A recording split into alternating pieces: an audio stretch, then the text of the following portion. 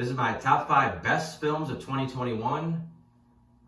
I don't see as many movies as I used to see, and I usually hover around the action movies and obviously the superhero stuff. So that's the kind of stuff I like to see. So this is going to be movies that I enjoyed. You know, there's probably better films out there that I just didn't see. It's just not my thing.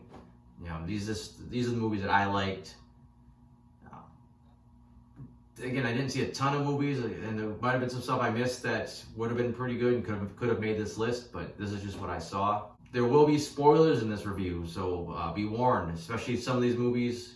At least one of these movies is pretty recent, so you know, there will be spoilers. I'll have a link to my blog, soundofbettermyhead.com. There's going to be a shorter version of this on there, and there'll be links to all my non-spoiler reviews for these films, so if you want to check it out like that, you can do it. I'm also going to have links at the bottom for the spoiler reviews from YouTube of all these, so if you want to check any of those out, see more details, what I thought about these films. Number 5, I'm going to go with Dune, also known as Dune Part 1. I know a lot of people absolutely love this movie. I wasn't one of them. I enjoyed it. I've never seen any of the Dune adaptations that I'm aware of. I've never read the book, so I'm just going on what I see in front of me. I thought there's a lot of unanswered questions in my mind, but once the plot just it zooms. It gets to this point where there's this big battle you expect to be kind of later in the story. And then it's like felt like an hour of just people wandering the desert and having visions, and just felt like it should have ended, and then it felt like it should have ended, it felt like it should have ended, and then right when it looks like it got interesting again, it just stopped, and that was it. And at the time, they didn't even know they were going to get a sequel, so that was just the end of the movie. But it looked gorgeous. The cinematography, the designs and everything, like every time something was on the screen, it just, you know, your jaw drops. It looked so good. But like I said, I'm hoping that the sequel kind of takes those elements and enhances them and makes it all worth the journey, because otherwise, as a whole, as a single film, I think it falls short. All right, number 4, I'm going to go with Black Widow. I know, again, like some people didn't care for this one. I thought the first 2/3 of it were really enjoyable. I thought the opening stuff was kind of moving, kind of a little on the darker side. Natasha is fine, but Yelena just was a star-making role for Florence Pugh. She nailed it, pretty much every scene she was in. The first action sequence at the prison escape was solid, just a little short.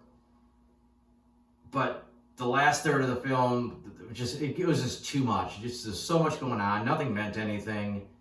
Just big, giant things exploding in the air and falling to the earth, and people fighting in the air. And it was just too much. It was kind of a personal story. You know, they could have found a way to scale this down and made it, you know, like I said, just make it a little more personal for a story about like kind of a found family. I think they had something going, and they just botched it at the end.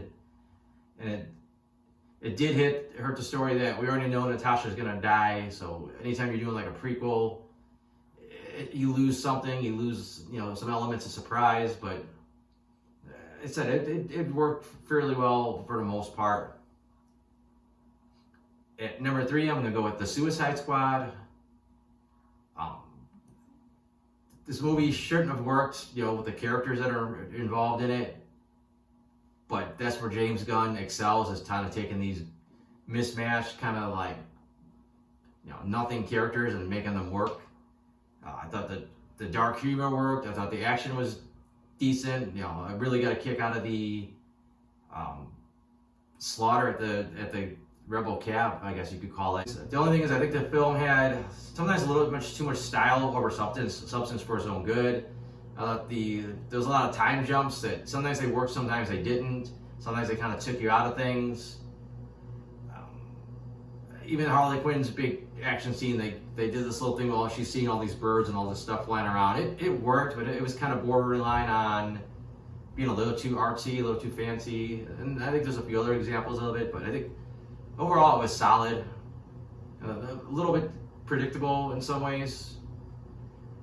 Just from the little bit you've seen in the trailers about, you could tell that first group of characters wasn't going to make it past the first mission, and then it was hard to tell with the rest of them. But even like killing off Polka Dot Man, I think it's fine to kill him off. He was a likable character, but they did his death just to get the joke out of it, and I think that kind of killed what they were going for.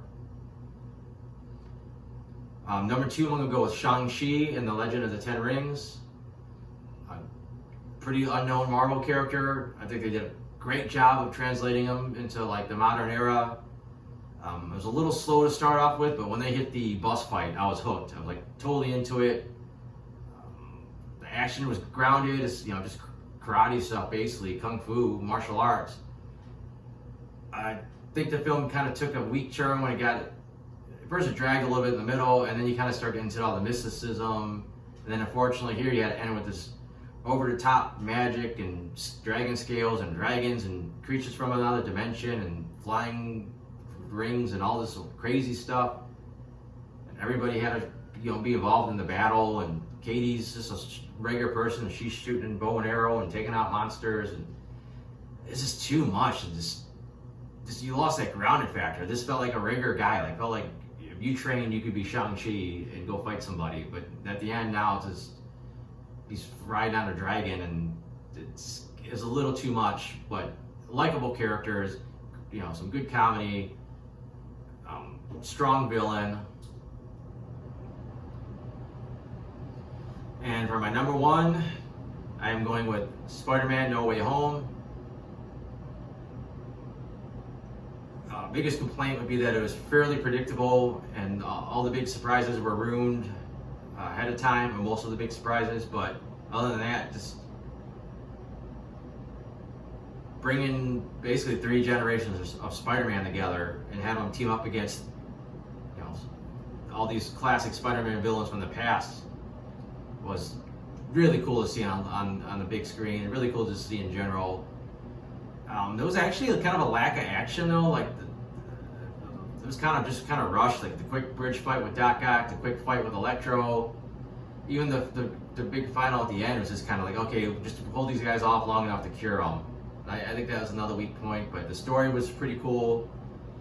It took a long way, but basically this new Spider-Man trilogy is a way to get Peter to the point we normally see Peter, where a loved one dies, and he learns about great power, great responsibility, and he makes himself a Spider-Man suit, and he goes out there all by himself, and he has really no support system.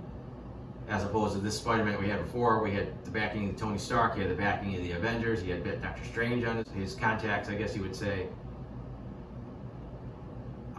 But I thought they did a good job for taking these villains from where you left them in their films, at least right before they died, and then continuing their stories. I thought the Spider-Man continued their stories from where they were left off at, especially Garfield's Spider-Man. He had that amazing moment where he got to slightly redeem himself, and he saved MJ from falling to her death, where he couldn't previously save Gwen. So that was a beautiful moment, beautifully acted. But it's an overall fun film. It was kind of like the Infinity War Endgame of Spider-Man, kind of a Spider-Man Into the Spider-Verse but live action. It had its flaws, but it was solid flick. But I think that's it. That's my list. Like I said, I'll have links below. You could read the non-spoiler reviews, which I don't know why you'd want to do that after seeing all the spoilers, but maybe a little bit more coherent than me rambling on here. And if you want more rambling, you can check out my other spoiler reviews, and I'll have links for those down below as well. And that's about it, so thanks for watching.